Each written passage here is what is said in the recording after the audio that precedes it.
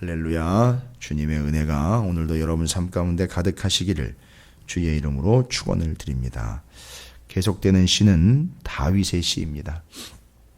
1권 41편까지의 시들을 우리가 계속해서 살펴갈 것이고요. 주일날 우리가 잠깐씩 통성경 학교를 통해서 모세오경과 시편의 관계성에 대해서 충분히 말씀을 좀 드린 것 같습니다.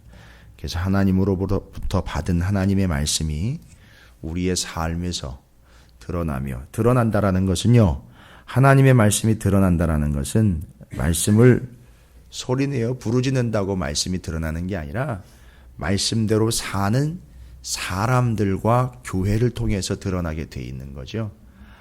그러다 보니 하나님, 이런 게 또 저한테는 문제였고 또 이런 게 심각하군요.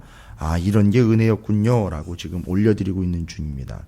다윗은 현재 그렇게 상황이 나아진 것 같지는 않습니다. 그러고 보니까 다윗이 그 왕궁에 들어가 왕이 되고 난 다음에도 그의 상황은 획기적으로 전환이 되었다라거나 좀 속된 표현으로 팔자 고쳤다 이런 표현들 많이 하는데, 그것처럼 완벽하게 또 온전하게 바뀌어서 이제는 근심 걱정 없는 그런 상태가 되었다라고는 이야기할 수 없는 인생인 것 같아요. 그러니까 왕궁에 들어가서도 3장을 우리가 살펴봤지만 아들내미가 반역을 해서 또 도망 나올 수밖에 없는 그런 처절한 상황이에요. 그러니까 왕궁만 들어가면 다 될 것 같다라고들 착각을 하죠. 그래서 이 교회 안에 오면 교회가 완벽할 거라고 착각들을 해요. 아니요. 여기서도 압살롬 같은 자들이 있고요. 여기서도 알곡과 가라지가 있기 때문에 가라지 같은, 겨와 같은 이들이 있어요. 그래서 바람이 불면 이렇게 훅 하면 다 날아가 버리는 그런 존재들이 있고요. 어떻게 보면 이제 교회 안에 왔는데 교회 와서 참 위로도 받고 좀 온전한 공동체가 되고, 어떻게 교회가 그럴 수 있는, 교회니까 그런 겁니다. 교회는 완벽한 공동체가 아니라 구원받을 공동체, 구원받은 공동체지 완벽한 공동체가 아니에요. 그래서 지금 다윗도 우리 교회에 오면 또 그 다윗도 또 상처받을 수 있어요. 이게 다윗이 궁정에서도 상처받고 어디에 있어서도 고통이와 아픔은 삶을 살아갑니다. 그러나 그의 심정이 이루 말할 수 없는 이런 상황임을 표현하고 있고요. 그 마음의 탄식과 부르짖음을 하나님 앞에 올려드릴 수밖에 없는 그런 처절한 상황입니다. 그러니 우리가 어찌 감히, 심지어 주님 앞에서라고도 이야기하시고 하나님 앞에서라고도 이야기하지만 그건 둘째치고라도요, 솔직히 우리 인간 대 인간으로서 다윗 앞에서도 우리가 감히 어떻게 하나님 앞에서라고 이야기할 정도의 온전함을 이야기하고 완벽함을 이야기하고 깔끔함을 이야기하겠습니까? 아니요, 절대 아닙니다. 다윗도 지금 이 광야와 같은 세상 대적자들이 우글우글하게 자신을 감싸고 있는, 심지어요 자기를 광야에서 사울을 피해 다니면서 쫓아다녔던 200, 400, 600명의 그 인원들도요 다 도적대들이었고 도망 나온 자들이었고 불의한 자들이었고 그랬습니다. 물론 그들이 결단한 바가 있고 또 하나님의 그들과의 연결자인 다윗에게 쫓아와가지고 그들이 담 안에 있는 것처럼 그렇게 보호받는 그 무리가 됐지만 그들의 존재 자체는 하나님의 은혜가 아니고선 살아갈 수 없는 진짜 패역한 존재들이었었어요. 그런데 그게 다윗도 마찬가지고 사울도 마찬가지고 우리도 마찬가지죠. 다윗이 오늘 5장 시작하면서 이렇게 고백을 합니다. 여호와여, 나의 말에 귀를 기울이사 나의 심정을 헤아려 주소서. 이건 뭡니까? 날 좀 알아달라는 얘기가 아니야. 난 죽겠다는 얘기입니다. 내 심정이라는 말이 나왔어요. 내 심정. 내 그 마음 한가운데 저 깊은 곳이에요. 마음 심자의 우물 정자? 아니, 제가 정확하게 그걸 지금 해석하는 게 아니라 우리가 생각하는데 진짜 이 우물 깊숙한 곳 같은 내 마음의 그 깊은 곳. 발을 정자로 쓰면은요. 내 마음의 가운데를 보면 이 심정이 지금 너덜너덜해지고 너무너무 힘들다는 거예요. 왜일까요? 보니까 2절에 나의 왕 나의 하나님이여 내가 부르짖는 소리를 들으소서. 내가 주께 기도하나이다. 부르짖을 수밖에 없고 외쳐 부를 수밖에 없는 그가 어떤 상황이냐. 3절에 여호와여 아침에 주께서 나의 소리를 들으시리니 아침에 내가 주께 기도하고 바라리이다. 이 사람이 근명성실해 가지고선 이 구약 성경이 새벽 기도를 이렇게 열심히 한 사람. 그래서 예수님이 다윗의 시편을 너무 깊이 묵상하다 보니까 당연히 예수님도 새벽에 기도를 여기서 배우신 거냐? 이런 말도 안 되는 얘기는 필요도 없고요. 어디 뭐 새벽 기도의 근거와 신학적인 근거를 얘기하는 그건 아니에요. 새벽에 일어나 기도한 사람들은요, 그만큼 삶의 자리가 곤고하고 핍절되었고 죽을 맛이었기 때문에 새벽까지 잠을 안 잤다라고 보시면 돼요. 우리나라 대한민국의 처음 새벽 기도도 그렇게 시작이 됐어요. 시간 맞춰가지고 알람 맞춰놓고 내지는 닭이 울 때 일어나가지고선 그렇게 시작된 게 아니고요. 원래 선교사들이 들어왔을 때 은혜가 너무너무 크고요. 지금까지 헛된 삶을 살아왔던 자신의 이 삶이 다 너덜너덜해져 비춰지면서 밤새도록 자지 않고 밤새도록 부르짖다가 선교사들이 잠을 못 자가지고 쫓겨나와가지고선 어쩔 수 없이 시작된 게 새벽 기도예요. 어쩔 수 없다라는 표현이 좀 그렇습니다만 선교사들이 와가지고선 복음을 전할 때 우리가 너무 순수하게 받아들이면서 우리의 조상들이 믿음의 선배들이요, 이 뜨거움을 주체를 못하는 거예요. 야, 지금까지 살아온 내가 죄인이었구나. 어떻게 내가 잠을 자느냐. 그 집회 모임에서요, 저녁에 말씀 집회가 끝나고 자야 되는데 잠을 안 자고 밤이 새도록 자기들끼리 앉아가지고 깨어서 기도를 했던 거예요. 그걸 어떻게 그냥 내버려 둡니까? 선교사들이 자다 말고 새벽에 시끄럽기도 하고 도대체가 잠을 이룰 수 없어 나와서 인도하기 시작을 합니다. 그게 새벽 기도가 된 거예요.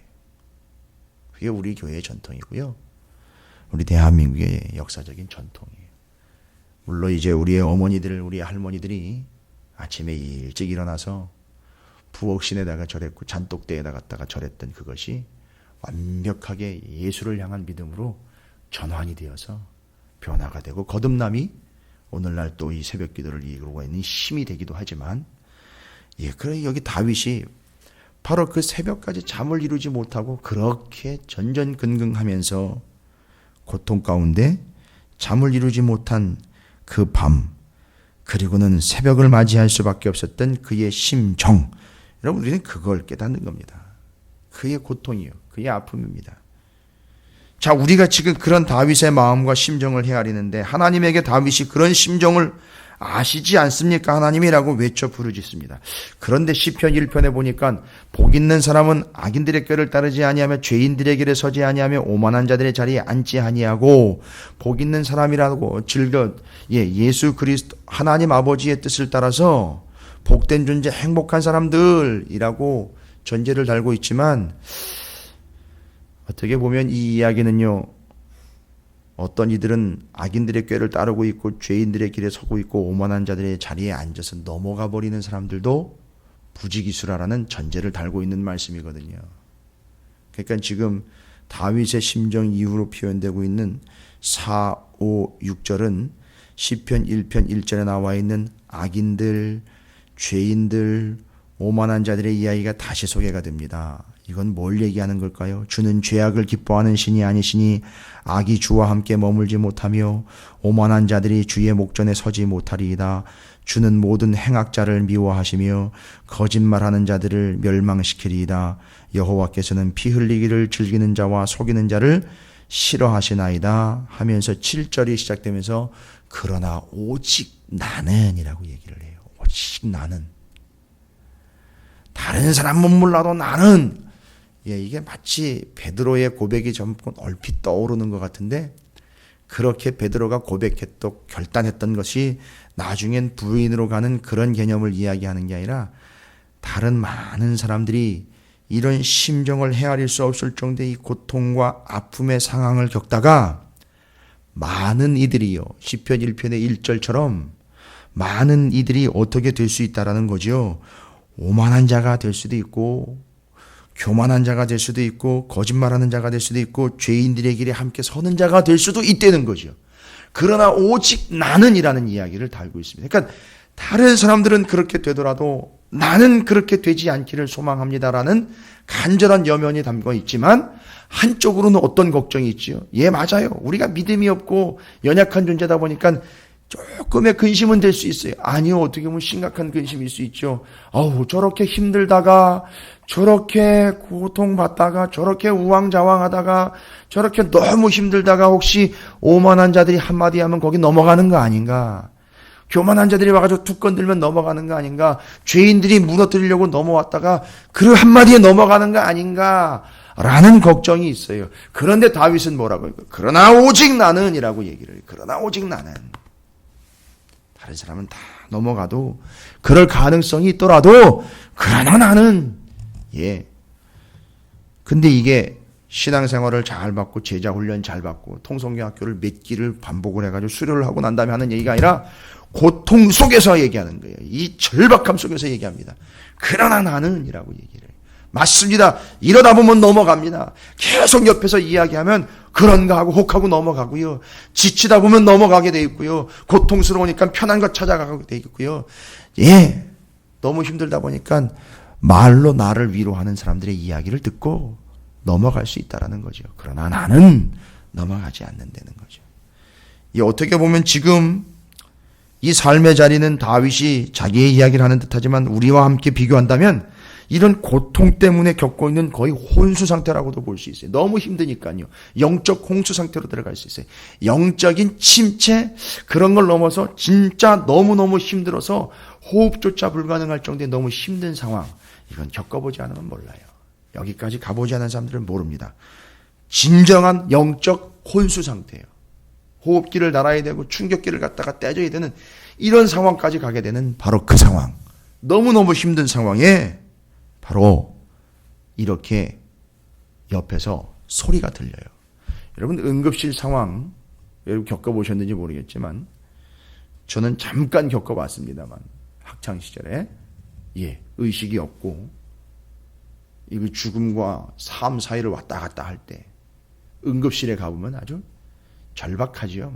분주하지요. 사람 하나 살리려고 왔다 갔다 하면서 뺨을 때리면서 막 다리를 꼬집고 막 주물르면서 뭐라고 제일 많이 하는지 아십니까? 여보세요, 여보세요, 들리세요? 그러다가 가족들 면회 시간 오면은요, 내가 누군지 알아보겠어? 내가 누군지 알겠어? 여러분 이 소리를 그 절박한 상황에서 들어보지 않은 사람은 얘기를 하진 말아야 돼요. 내가 누군지 알아보겠어? 제가 그렇게 혼수 상태에서 깨어나 가족들이 옆에서 그냥 희미하게 보이면서 내가 누군지 알겠어? 나 누구야, 나 누구야? 라고 물어보는데 알겠어요. 말은 못하고 알겠어요. 여러분 지금 이 상황입니다. 다윗이 그 고통에서 하나님이 다윗의 뺨을 때리면서 팔을 꼬집으면서 다리를 주무르면서 야 다윗아, 내 사랑하는 아들 다윗, 내가 누군지 알겠어? 내가 누군지 알겠냐고? 정신 차려. 내가 누군지 알겠어? 이런 영적 혼수 상태에 빠져있는 다윗, 오늘날 그리스도인들과 교회들에게 계속 뺨을 치면서 물어보는 거예요. 정신 차려. 내가 누군지 알겠어? 할 때 퍼뜩 정신이 들면서 다윗이 누군지 알겠습니다 라고 고백이 나와요. 그게 7절부터 11절이에요. 누군지 알겠어요. 이제 깨어나가지고요. 늘 그런 영적인 혼수, 너무 힘들어가지고 혼수 상태인 것 같은 그가 하나님 앞에 고백을 합니다. 내가 누군지 알겠어. 정신 차려봐. 내가 누군지 알겠냐고. 하나님은 사랑입니다 라고 7절 그렇게 고백합니다. 오직 나는 주의 풍성한 사람을 힘입어 주의 집에 들어가 주를 경외함으로 성전을 향하여 예배하리다. 맞습니다. 주님은 사랑입니다. 대답하는 거예요. 지금 그 고통 때문에 힘들고 혼수 상태인 그가 정신 차려 고백하는 거예요. 그리고 8절에 또 고백합니다. 내가 누군지 알겠어? 여호와여, 나의 원수들로 말미암아 주의 의로 나를 인도하시고 주의 길을 내 목전에 곱게 하소서. 하나님은 의로우신 하나님이십니다. 주님은 나의 사랑이시며 주님은 나의 의로우신 분이시며 9절입니다. 그의 입에 신실함이 없고 그들의 심중에 심히 약하며 그들은 반대들 적대자들 얘기하는 거죠. 나한테 고통을 주는 이들. 그러나 하나님은 신실하신 분이라는 것을 반대로 이야기하는 거 아닙니까? 하나님은 신실하신 분입니다. 10절입니다. 하나님은 그들을 정죄하시는 하나님은 심판자이십니다. 11절이야. 하나님은 나의 보호자이십니다 라고 대답을 하는 거예요. 정신 바싹 돌아온 겁니다. 절대 다윗은요, 이 혼수 상태에서도 정신줄을 놓지 않습니다. 믿음의 줄을 놓지 않아요. 그렇게 고통이고 힘든 상황이 혼수 상태에 가지고 몸을 가눌 수 없을 그 고통과 쭉 늘어져 버린 시신 같은 그런 몸뚱이일지라도 그는 하나님이 누구인지를 그 혼수 상태에서 고백을 합니다. 하나님은 나의 사랑이시며 의로우시며 신실하시며 심판자 되시고 보호자 되십니다. 이제 이것이 고백되고 난 다음에 인생의 대원칙을 이야기합니다. 12절에 여호와여 주는 의인에게 복을 주시고 방패로 함같이 은혜로 그를 호위하시리이다. 이제 이 혼수 상태에서 그 고통과 아픔 속에서 하나님을 정확하게 고백을 하고 있는 이 다윗, 우리의 인생에게 이야기합니다. 벼랑 끝에 서고 세상 끝에 서고 광야 구석에 적진 한가운 독에서도 우리는요, 이게 다윗이 경험한 거지요. 어떤 존재들입니까? 은혜로, 하나님의 은혜로 호위를 받는 존재다라는 얘기입니다. 하나님의 은혜로 호위를 받는, 여기 호위를 받다라는 얘기는요, 방패를 이야기하는 겁니다. 그 앞에 방패 있죠? 방패로 호위 받는 거 얘기하는 거예요. 그러니까 하나님의 은혜로 우리가 호위를 받습니다. 그러니까 방패로 이렇게 막는 것처럼 은혜로 막아주시는 거예요.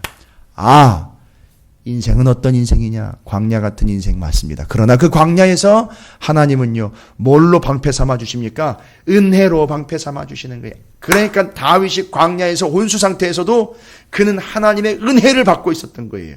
그래서 그가 절대 죽지 않았던 겁니다. 쓰러지지 않았던 겁니다. 이번 주일날 이제 말씀이 그거예요. 사울과 다윗, 그들의 극단적인 차이가 뭐냐? 아유, 인간성 보면 똑같아요. 인간으로서 연약하고 부족합니다. 그러나 그들의 차이가 뭐냐 하면 은혜의 차이라는 거예요. 여기 말하고 있습니다. 하나님께서 그 척박함 속에서 성도가 살아남는 비결로 하나님이 보호하시고 호위하시고, 방패막으로 막아주시는데 그게 뭐냐 하면 은혜로 호위를 해주신다는 거예요. 그래서 그 은혜가 방패가 되고 그 은혜가 호위가 된다라는 사실입니다. 이것입니다. 절망의 상황에서 하나님은 우리에게 무엇을 주신다고요? 돈을 주시고 해결책을 주시고 길을 만들어 가지고선 여러 가지 방책을 주시는 개념이 아니라 이 상황에서 은혜를 주신다는 거예요. 그래서 그 은혜가 우리의 보호막 방패가 된다는 거죠. 그래서 우리의 인생은 어떤 인생이어야 되느냐? 하나님의 은혜를 사모하는 인생이 되어야 한다라는 겁니다. 고통도 있고요, 아픔도 있고 여러 가지 힘든 거 다 압니다. 하나님이 다 아셔요. 우리에게 이 광야 같은 이 고통, 이 광야 끝, 광야 한가운데, 광야의 그 구석 적진 속에서 우리가 사모해야 될 것이 무엇이냐? 하나님의 은혜라는 겁니다. 그게 우리의 보호막, 방패가 된다는 겁니다. 그래서 하나님의 백성들의 인생은요, 무엇을 기가 막히게 능숙하게 현란하게 또 기능적으로 잘 해내는 성과를 내는 인생이 아니라 이 고통으로 인하여 은혜를 사모하는 인생이 되게 하신다라는 게 하나님의 뜻입니다. 두 손 두 발 다 들고 하나님의 은혜만으로 살아가게 만들어 버리시는 게 하나님의 보호, 방패, 호위다라고 말씀을 하고 있습니다. 그래서 우리는 우리 인생에서 인생의 그 끝, 표현상 그렇습니다만 밑 바닥까지 처박혀본 그들이 진짜 은혜를 아는 이유는 바로 그 은혜가 그 자리에서 방패가 되었고 보호막이 되었기 때문입니다. 그러니까 우리는 오늘 시편 5편을 통해서 한 가지 사실을 정확하게 하고 넘어가야 될 것 같습니다. 어떤 상황이든요, 하나님의 은혜가 필요 없는 상황 없고, 어떤 상황이든 하나님의 은혜를 구하지 못할 상황 없고, 어떤 상황이든 하나님이 은혜 주시지 못할 상황은 없다라는 사실입니다. 그래서 우리는 하나님의 은혜를 사모하며 구하는 인생이 되어야 한다는 사실을 잊지 마시고, 오늘도 여러분에게 하나님의 은혜가 가득히 그 호위와 방패로 임하시기를 주님의 이름으로 축원을 드립니다.